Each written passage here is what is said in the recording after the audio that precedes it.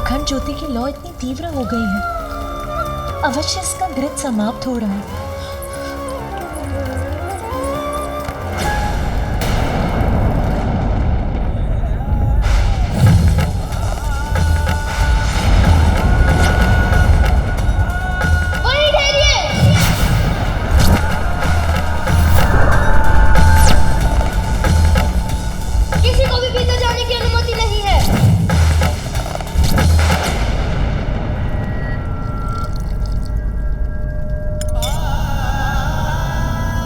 अखंड ज्योति तो शुभता का प्रतीक है, ये सदा प्रज्वलित रहे, इसके प्रति मुझे सहज रहना चाहिए।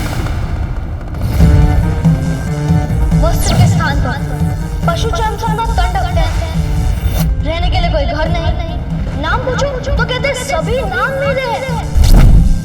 अब ऐसी बात करने वाले को बहरूपिया नहीं तो और क्या कहूँ, और क्या कहूँ, और क्या कहूँ। मुझे तो लगता है कि ये कोई बुद्धिहीन प्रतीत होते हैं। यदि आप नहीं रुके तो मैं आप पर प्रहार करने पर विवश हो जाऊंगा।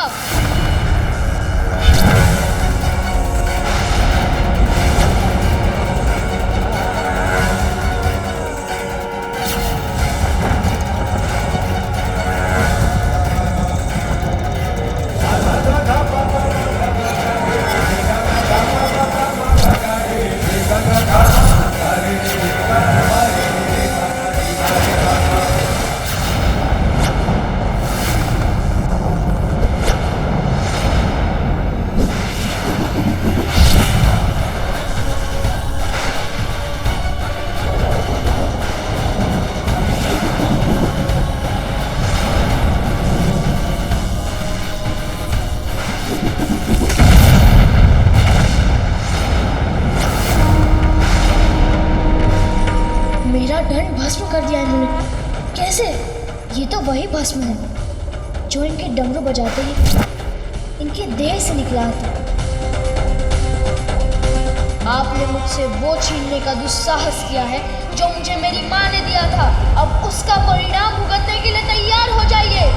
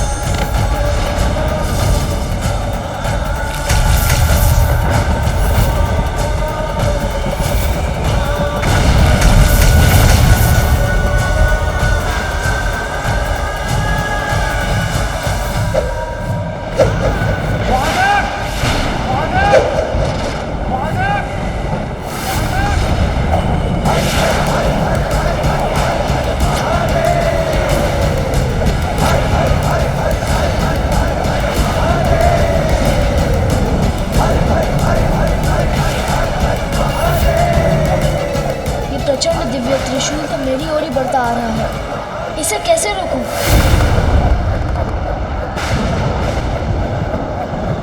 मुझे बताइए माँ, मैं आपके सभी दुख मिटा दूंगा। मुझे तो एक ही दुख है, मैं जिन पर भी अपना स्नेह निछावर करती वो सभी मुझे छोड़कर चले जाते हैं। माँ, मैं आपको छोड़कर कभी कहीं नहीं जाऊंगा। आज मुझे अपने मातृत्व की पूर्णता पर सुखद आभास हो रहा है। माँ, अब मैं आपकी रक्षा के लिए पूर्णतः तैयार हूँ। अब मैं किसी का भी सामना कर सकता हूँ।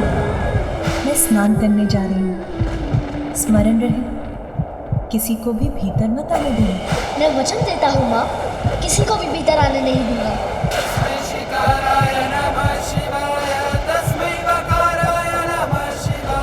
यही समझ लो, मैं सर्वत्र हूँ और कहीं भी नहीं। ये तो सर्वत्र व्याप्त था, कहीं इन्हें पहचानने में कोई भूल तो नहीं हुई मुझसे।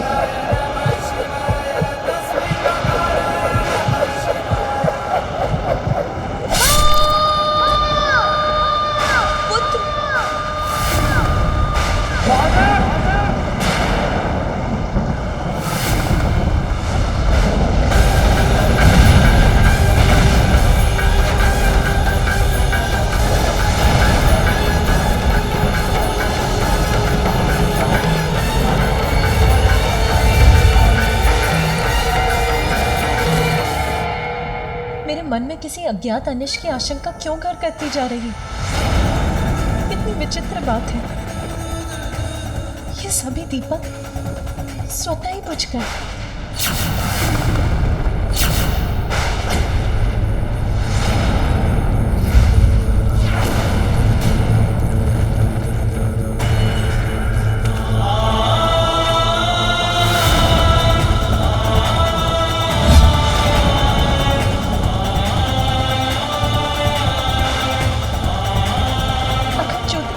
ऐसे फड़क रही है कि वो भी एक बार फड़क कर बुझ जाएगी।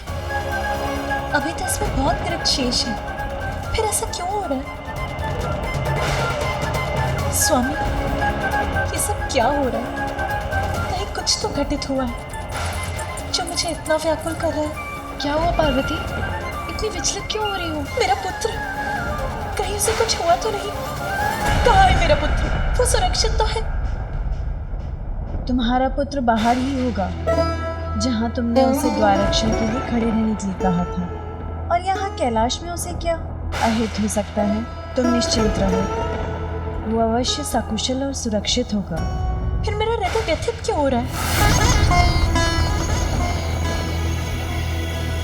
अब इस बालक की भयंकर नींद के पश्चात महादेव का कोप शांत होकर ग्लानि का रूप ले रहा है।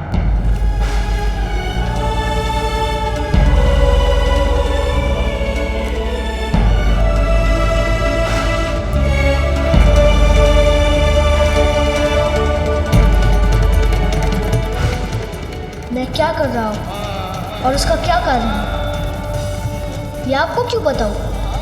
इतने समय से सभी को यही समझा रहा हूँ कि मैं अपनी माँ की ही बात सुनता हूँ और उनका आदेश कदापि नहीं टल सकता। अब तो मृत्यु भी मुझसे पराजित हो गई। अपनी माँ की शक्ति से रक्षित हूँ मैं, कोई मुझे पराजित नहीं कर सकता।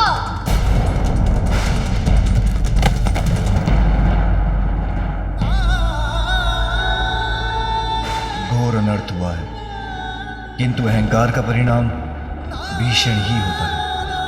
अहंकारी अपने अहंकार से न केवल अपना सर्वनाश करता है, अपितु अपने प्रियजनों को भी दुख पहुंचाता है।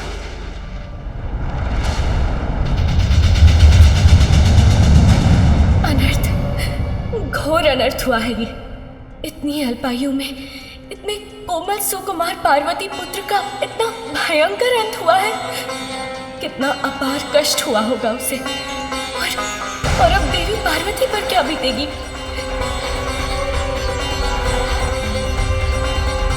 माता का दुख तो मुझे भी व्याकुल कर रहा है। देवी पार्वती, तुम्हें होने वाली अपार पीड़ा की कल्पना मात्र से ही अत्यंत दुखी हूँ। तुम्हारे हृदय को होने वाली असीम पीड़ा की कल्पना से आहत हूँ मैं।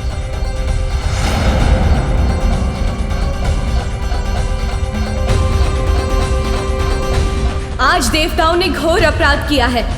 अपने दम के कारण एक अबोध बालक से संघर्ष कर उसे इस अवस्था में पहुंचा दिया। अपने इस कृत्य के लिए देवताओं को दंड अवश्य मिलेगा। ये क्या अनर्थ कर दिया आपने? आप तो देवराज हैं, आपको तो स्थिति संभालनी चाहिए थी, किंतु आपने आपने तो अग्नि में खिंच डालने का ही कार्य किया, जिसका परिणाम इतना भयंकर हुआ। ये उचित नहीं किया आपने। जो हुआ वो अनुचित था। सभी सीमाओं का उल्लंघन किया है आप देवताओं, उसका परिणाम आप सभी को भुगतना ही होगा। असत्य है, ये असंभव है। ऐसा कदापि नहीं हो सकता देवी। यही सत्य है। आपकी कुदृष्टि कुछ भी कर सकती है, और ये भी आप ही की कुदृष्टि के कारण हुआ है, किंतु परिणाम आपको ही नहीं, सभी देवताओं को भुगतना होगा।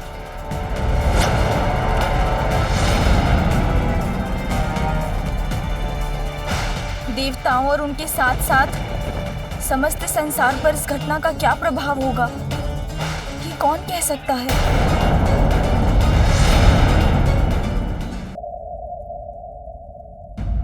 इन दियों का स्वतः ही बुझ जाना किसी बड़े अशुभ का संकेत क्यों प्रतीत हो रहा है मुझे। वायु के तेज झोंके से बुझ गए ये सारे दीपक पार्वती। और क्या, इतनी कठिनाइयां, इतने कठोर तप के बाद तुम्हें तुम्हारा पुत्र प्राप्त हुआ, तो तुम्हारा चिंतित होना स्वाभाविक है। परंतु ये चिंता व्यर्थ ही है। इस चिंता को त्याग दो। हाँ, और अभी कुछ ही समय पूर्व तो तुमने उसे द्वार रक्षा के लिए बाहर नियुक्त किया था, और यहाँ कैलाश में उसका क्या अहित हो सकता है भला। फिर तुम्हारे द्वारा दिया गया दिव्य दंड तो उसकी रक्षा कर ही रहा है ना, इसलिए अपनी चिंता त्याग दो। और इन सारे बुझे हुए दियों को हम पुनः ही प्रज्वलित कर लेंगी, है ना। और इसी बीच तुम स्वयं अपने पुत्र को देखाओ, तब तुम्हारी चिंता स्वतः दूर हो जाएगी। उचित है। चलो विजय।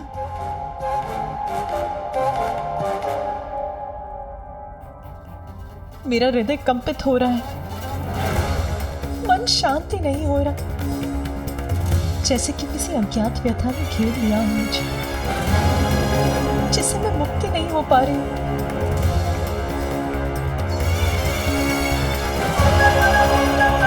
जया विजय उचित कह रही है, मुझे स्वयं जाकर अपने पुत्र को देख लेना चाहिए, तभी आश्वस्त हो सकूंगी मैं।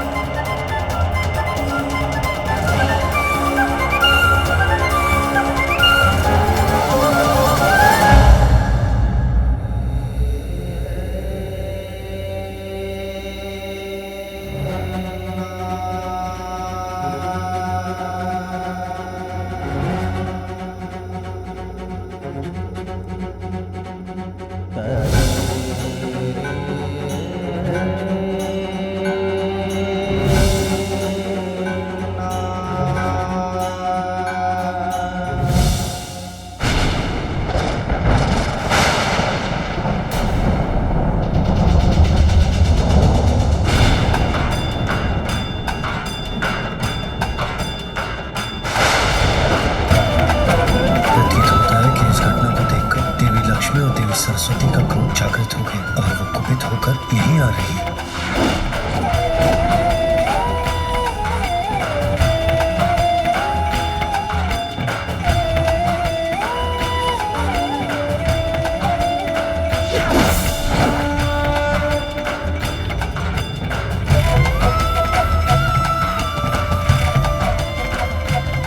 सभी देवियां यहाँ आ गई और सबके मुख पर इतना अपार क्रोध झलक रहा है।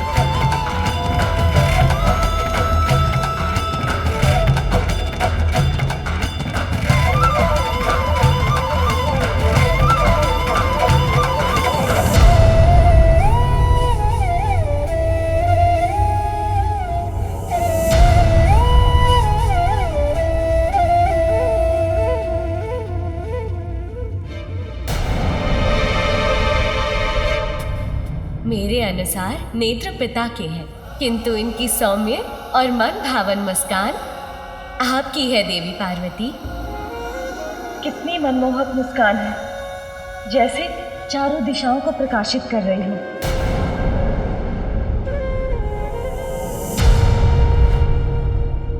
अब मन शांत हो गया आप सभी देवताओं का।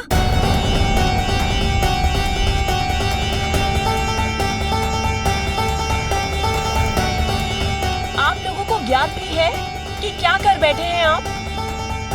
जानते हैं ये बालक कौन था?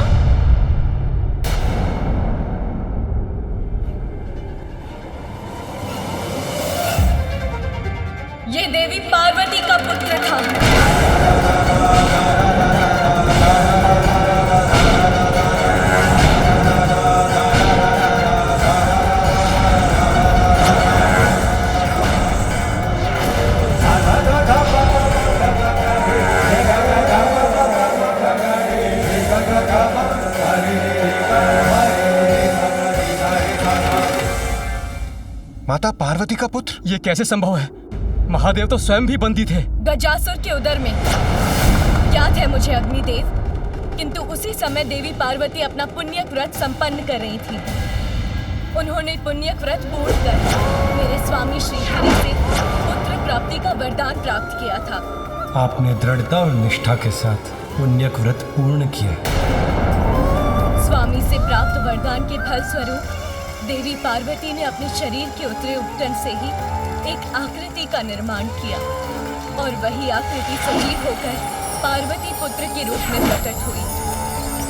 अपने उसी पुत्र को द्वार की रक्षा के लिए छोड़कर देवी पार्वती महादेव के कैलाश आगमन के पूर्व मंगल स्नान करने गई थी। इसीलिए उनकी आज्ञा का पालन करने के लिए उनका पुत्र किसी को भीतर नहीं जाने दे रहा था।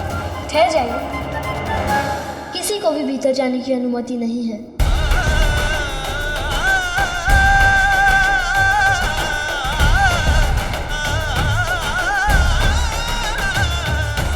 होते हुए भी इतनी सी बात को इतना बड़ा बना दिया कि उस बालक को अपने प्राणों से ही वंचित होना पड़ गया। नंदी, मैं तुम्हें अपने व्रत स्थल की रक्षा का दायित्व देती हूँ। मेरा व्रत पूर्ण होने तक यहाँ किसी का प्रवेश नहीं होना चाहिए। किसी का से मेरा अर्थ है यहाँ कोई नहीं आना चाहिए। जो आज्ञा माता।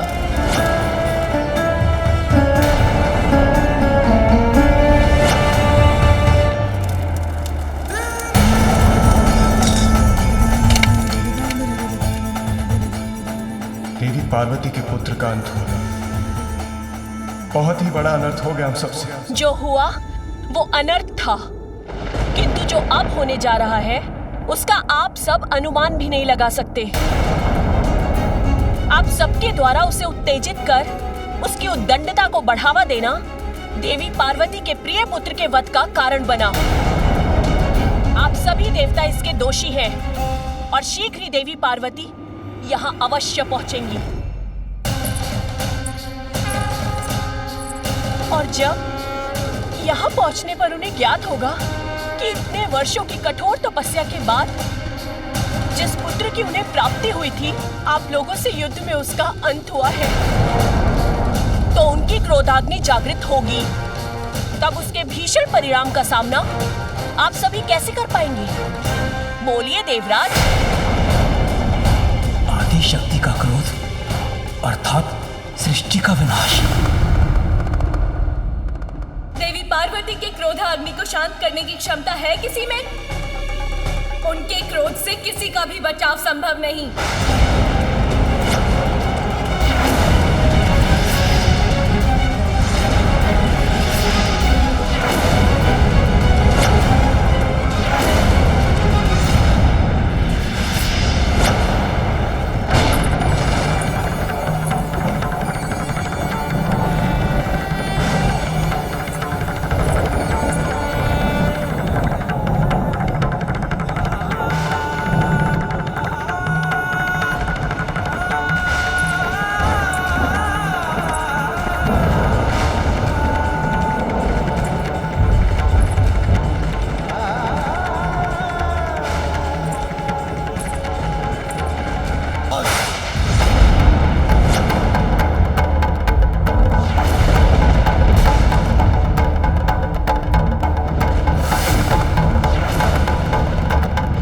तुम्हारी उद्दंडता की अति हो चुकी है।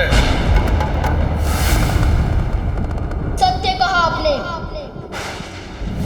आप सब मेरे साथ अति ही कर रहे हैं। तुम्हारा अहंकार सभी सीमाएं लांघ चुका है। क्यों ना करूं अहंकार? देखिए अपने सभी गणों को, देवताओं को, उनके पशुओं को, जिन्हें मैंने पराजित किया है अकेले अपने बल से।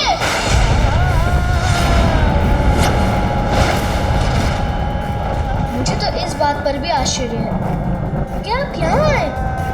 मैंने आपको भीतर जाने से रोका और आप मुझसे युद्ध करने के स्थान पर वहाँ वृक्ष के नीचे जाकर ध्यान करने लगे।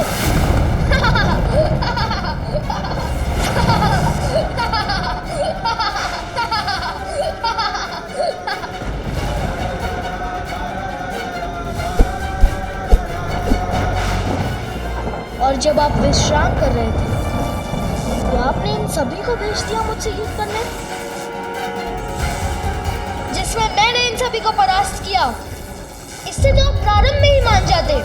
मैंने तो तभी कह दिया था कि मैं किसी भी अवस्था में आपको रेखा के आगे नहीं जाने दूंगा।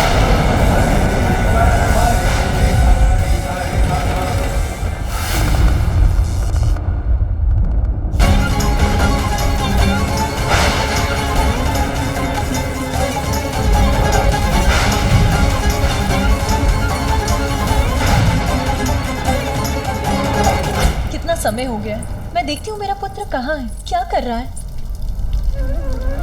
क्या विष्णु भक्त, मेरे समक्ष तो सभी विवश हो जाते हैं बालक। इसीलिए अब मेरा समय व्यर्थ मत करो और अपना हठ त्याग कर शीघ्र बाहर आओ। तुम्हें क्या लगता है बालक, यदि तुम बाहर नहीं आए तो मैं तुम्हें अपने साथ लेकर जाने में विफल हो जाऊंगा? मेरा ये पाश अब तुम्हारे प्राण बाहर खींच लाएगा।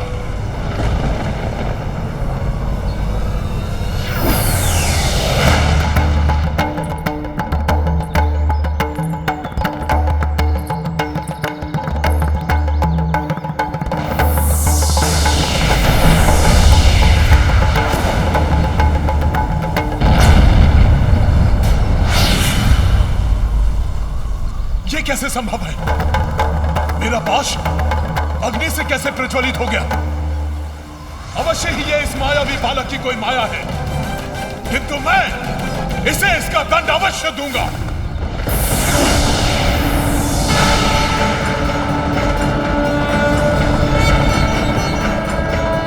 यमराज ने अपने पाश से शिवलिंग अर्थात मेरे स्वामी को स्पर्श करने का दुस्साहस कैसे किया?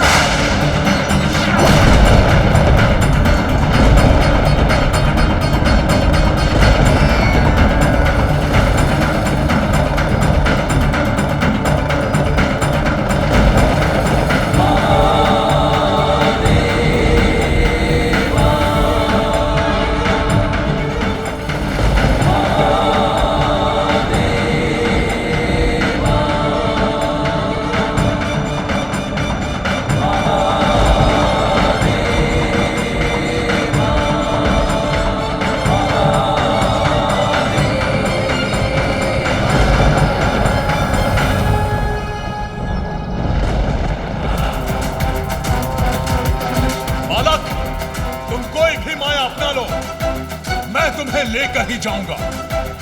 तुम्हारी मृत्यु ही तुम्हारी नियति है।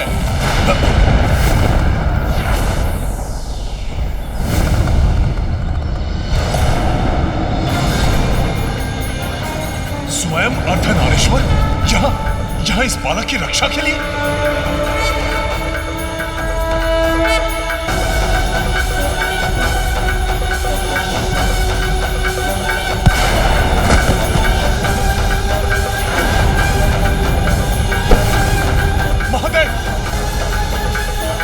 महादेव अपना त्रिशूल वापस ले लीजिए, अन्यथा अनर्थ हो जाएगा।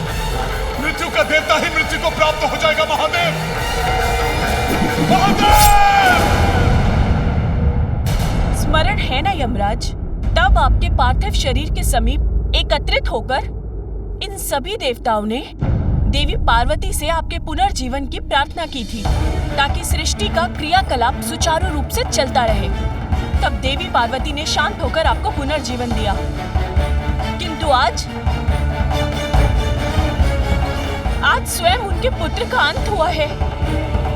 अब उनका क्रोध कैसा विनाश करेगा, ये भला कौन कह सकता है?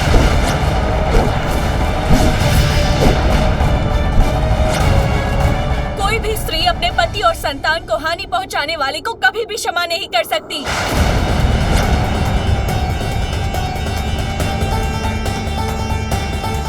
शीघ्र ही देवी पार्वती यहाँ पहुंचेंगी, फिर कौन संभालेगा उन्हें?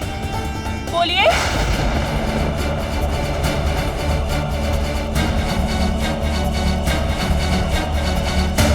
हे भोलेनाथ, हमें ज्ञात नहीं था कि ये बालक कौन था। देवराज, आपको ज्ञात नहीं था कि ये देवी पार्वती का पुत्र था, किंतु मुझे तो ज्ञात था ये कौन है।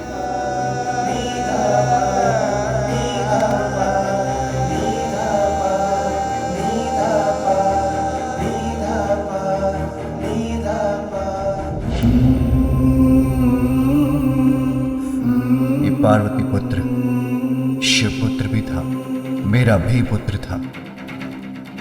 हम दोनों एक ही तो हैं। इसलिए मेरा पुत्र आपका भी पुत्र होगा। एक नारी का अस्तित्व तब तक कहाँ पूर्ण है जब तक उसे संतान की प्राप्ति ना हो। मुझे एक संतान का अनमोल उपहार देने की कृपा कीजिए स्वामी। कैसा दुर्भाग्य है ये मेरा, मुझसे मेरे मातृत्व का अधिकार छीन लिया इन देवताओं ने।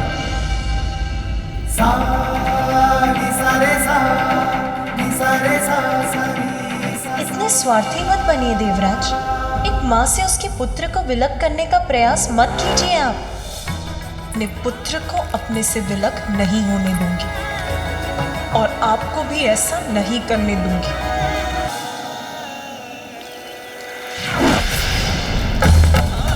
ये व्रत आपको अकेले ही करना होगा। इतने लंबे समय तक मेरे साथ से वंचित रहने का कष्ट उठा सकेंगी आप? यदि पुण्य व्रत के लिए ये आवश्यक है तो ये भी सहूंगी मैं।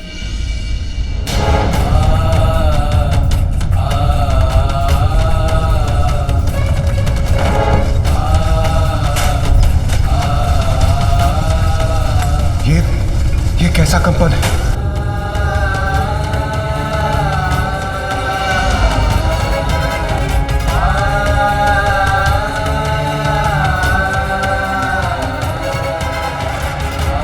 स्थिरता के प्रतीक है महादेव।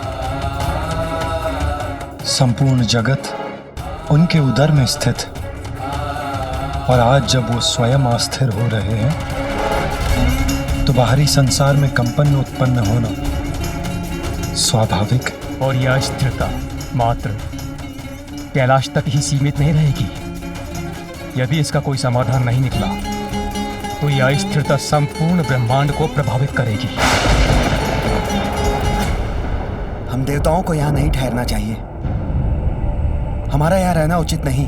रुक जाइए। देवी पार्वती से भागकर कहाँ छिपेंगे आप? ऐसा कौन सा स्थान है इस संसार में जहाँ तक भी आपकी दृष्टि जा सकती है और ये संपूर्ण सृष्टि जिनमें समाहित है? उन देवी पार्वती से इस सृष्टि के किसी भी कोने में छिपा नहीं जा सकता। आदि शक्ति होते हुए भी देवी पार्वती अपनी शक्तियों को भुलाकर एक साधारण गृहिणी के समान अपना जीवन बिता रही है। किंतु जब उन्हें ज्ञात होगा कि उनके पुत्र का वध हो चुका है तो उन्हें अपनी शक्तियों का स्मरण करने में अधिक समय नहीं लगेगा और तब उनका प्रचंड क्रोध जागृत होगा। उनके क्रोध का सामना करने का साहस तो रखिए देवगण, क्योंकि इस अनर्थ के घटने में दोष आप सभी देवताओं का है।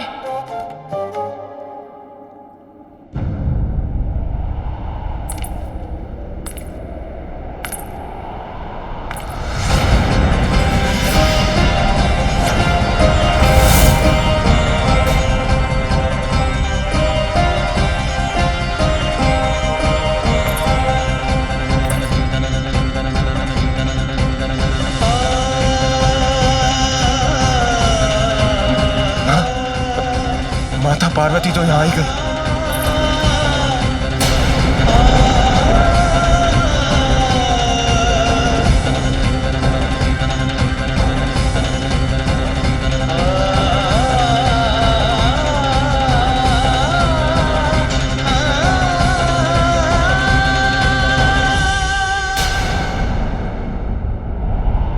मेरा पुत्र कहीं दिखाई नहीं दे रहा है। कहाँ छिपा है वो?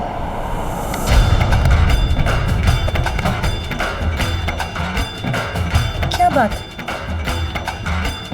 आज तो यहाँ सभी देवता एकत्रित हैं।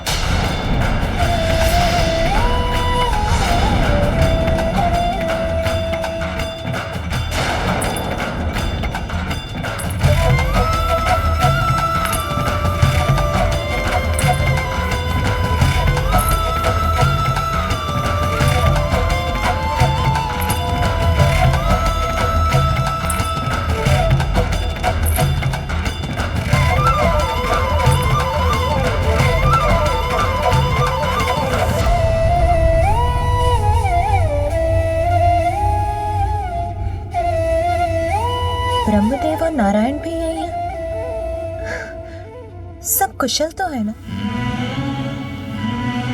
संसार पर असुरों का कोई नवीन आतंक तो नहीं छाया ना? ब्रह्मदेव, विष्णुदेव, सभी देवताओं को मेरा प्रणाम।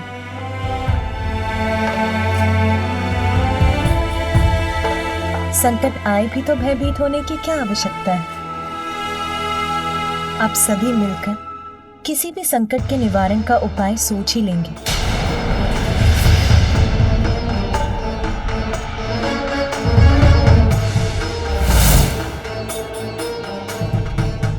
अरे मेरी सखियां, क्या हुआ? मेरी सखियां, आप सभी के नेत्रों में अश्रु क्यों है? किसी का कोई अनिष्ट हुआ है क्या?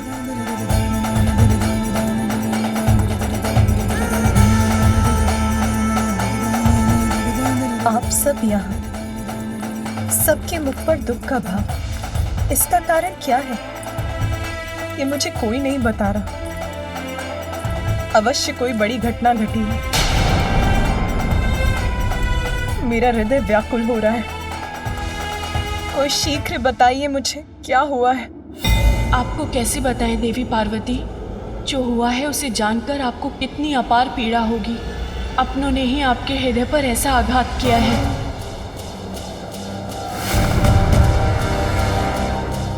स्वामी,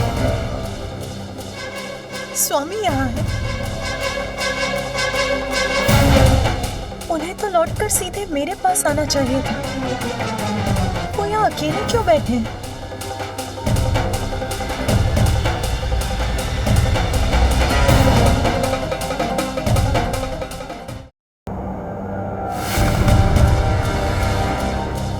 स्वामी, स्वामी यहाँ है। उन्हें तो लौटकर सीधे मेरे पास आना चाहिए था। वो यहाँ अकेले क्यों बैठे हैं?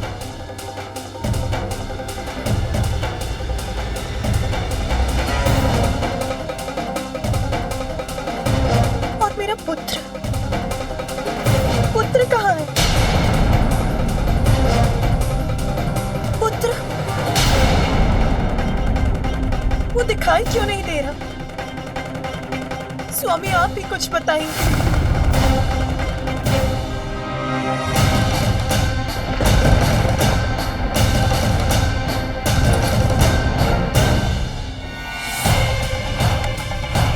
ये क्या है? किसकी आकृति है ये? कौन पड़ा है यहाँ भूमि पर?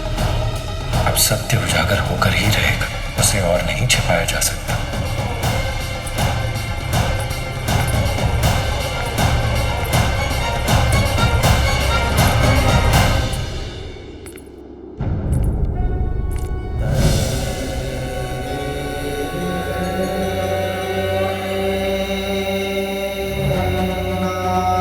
छोटे छोटे हाथ पांव किसके हैं? कौन है ये?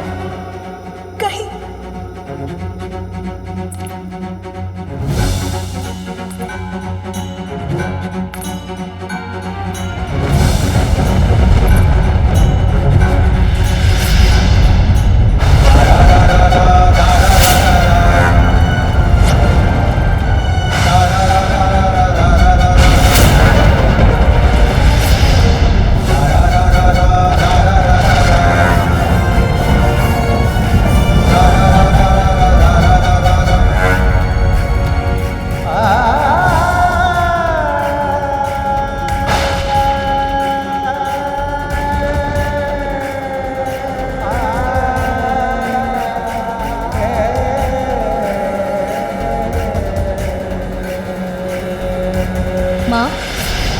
मैं आपकी सेवा करने, आपको सुख देने आया हूँ। मुझे बताइए माँ, अपनी चिंता का कारण।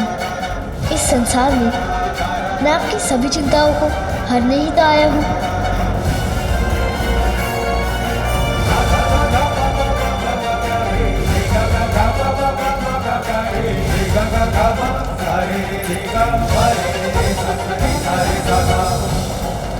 माँ, मैं आपको छोड़कर कभी कहीं नहीं जाऊंगा, सदा आपके साथ ही रहूंगा। मैं ये वचन देता हूँ।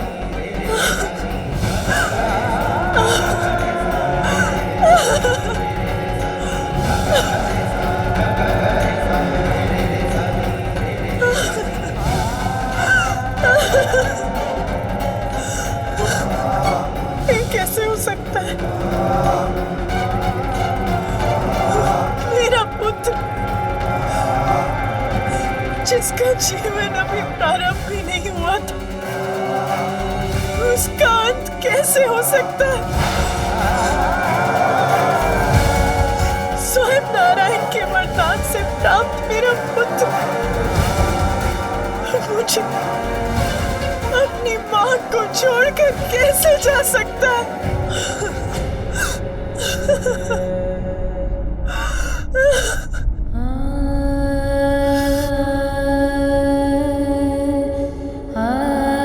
किसने किया ये क्रूरतापूर्ण दुस्साहस?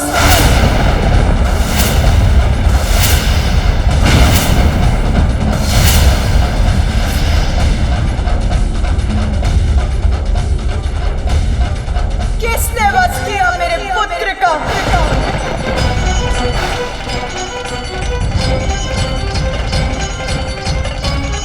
मैंने पूछा किसने?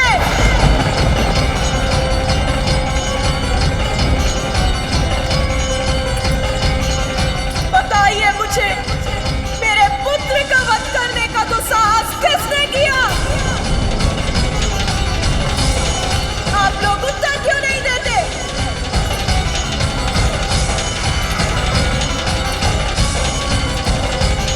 कौन है जिसने यह अपराध किया? कौन था जिसने मेरे पुत्र का अंत किया? स्वामी, आप ही बताइए, किसने किया ये जघन्य अपराध? किसने विलग किए मेरे पुत्र के शरीर से उसके प्राण?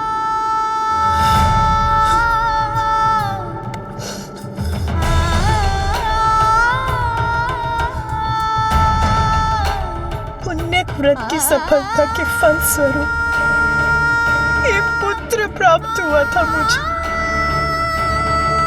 फिर मैंने आपके आने का समाचार सुना तो मैं स्नान करने चली गई। अन्य सभी गण तब आपके साथ थे, इसीलिए मैंने द्वार रक्षा के लिए हाथ छोड़ दिया। किंतु स्वामी, इतने ही समय में ऐसा घोर अनर्थ कैसे हो गया? बताइए स्वामी, कैसे हो गया ये घोर अनर्थ?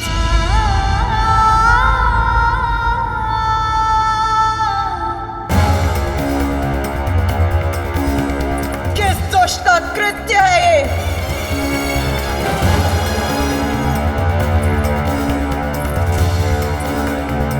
कौन है जो काल एक अनंत अंधकार में विलीन होना चाहता है? कौन है जो मेरे कोप का भागी बनना चाहता है?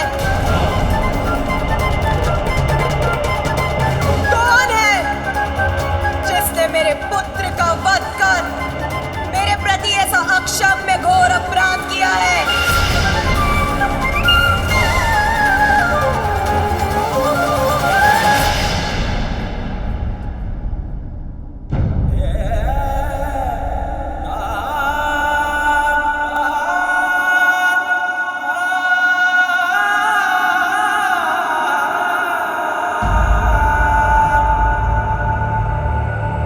तुम्हारा अपराधी मैं हूं पार्वती।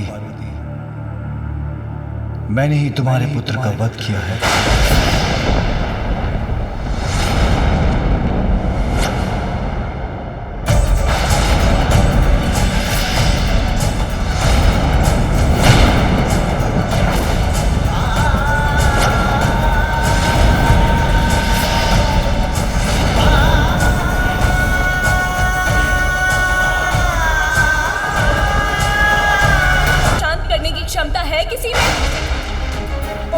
क्रोध से किसी का भी बचाव संभव नहीं।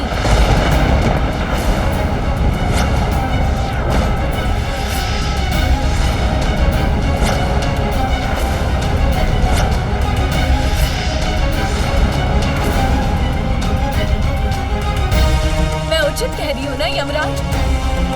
आपको तो स्मरण होगा, भक्त मार्कंडे के जब आप प्राण हरने गए थे तो आपसे महादेव के प्रति दृष्टता हुई थी, और उन्होंने आपके साथ क्या किया था?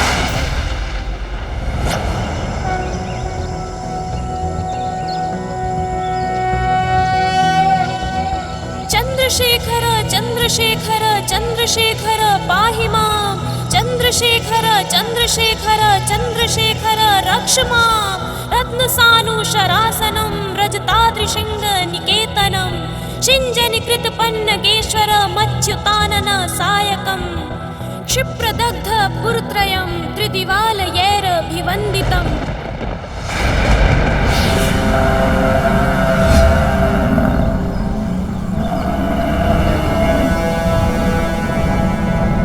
बालक, मृत्यु लोक में तुम्हारा समय समाप्त हुआ। मेरे साथ चलो, मैं यमराज तुम्हें लेने आया हूं। अपना यह मंत्र जाप रोक कर बाहर आओ और अपनी मृत्यु के लिए प्रस्तुत हो जाओ।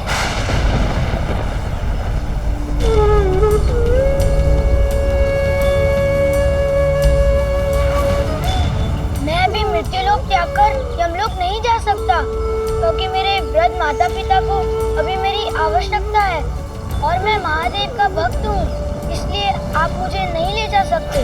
महादेव ने ही मुझे यह कार्य सौंपा है बालक। ये आयु संपूर्ण होने के पश्चात मैं सभी को मृत्यु प्रदान करूं।